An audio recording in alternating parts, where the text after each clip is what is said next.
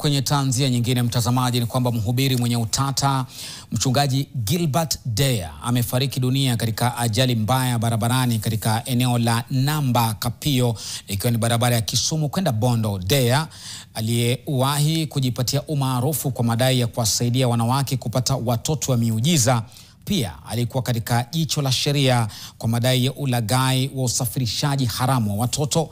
Kifo chake kimezua hisia mseto miongoni mwa Wakenya, baadhi wakimkumbuka kama mtumishi wa Mungu huku wengine wakimhusisha na maovu ya kiroho. Anaarifu mwanahabari wetu Fatma Bugu. Mchungaji Gilbert Deya, mzaliwa wa Kenya, alikuwa mhubiri mashuhuri na mwenye utata ambaye alipata umaarufu mkubwa kutokana na madai ya kuombea wanawake waliokuwa tasa na kuwasaidia kupata watoto kwa njia ya maombi.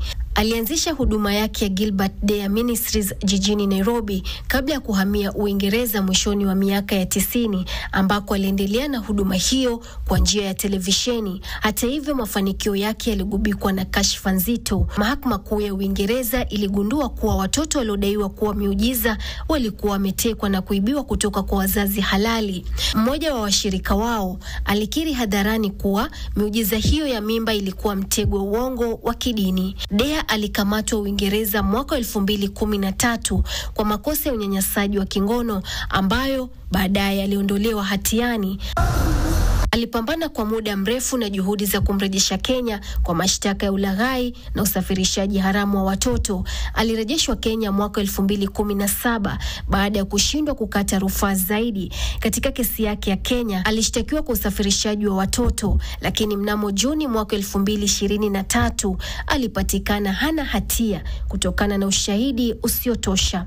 Mnamo Jumanne jioni, Juni mwaka 2025, mchungaji Gilbert Deya alipoteza maisha katika ajali mbaya ya barabarani iliyohusisha magari matatu katika eneo la Namba Kapio kwenye barabara ya Kisumu Bondo.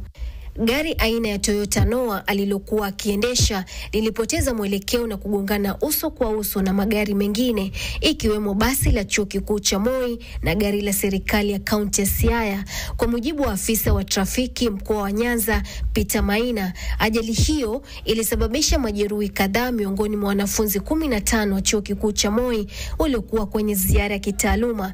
Mwili wake ulipelekwa katika mochwari ya hospitali ya Kombewa. Fatma Bugu, NTV.